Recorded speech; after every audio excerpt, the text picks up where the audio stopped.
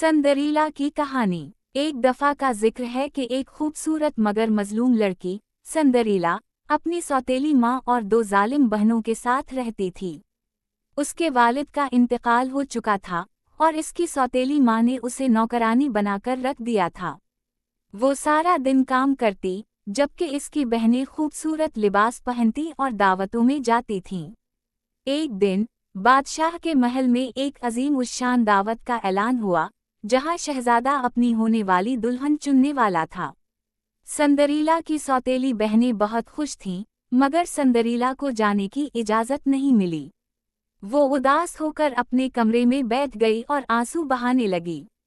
तभी अचानक एक जादुई रोशनी नमूदार हुई और एक फेरी गार्ड मदर सामने आ गई। इसने सिंड्रेला से कहा, उदास मत हो, मैं तुम्हें दावत में भेजूंगी। इसने अपनी छड़ी घुमाई और सिंड्रेला की पुरानी चौथड़ों वाली पोशाक एक खूबसूरत लिबास में बदल गई। शीशे के जूते इसके पैरों में चमकने लगे और एक कद्दू शानदार बघी में तब्दील हो गया।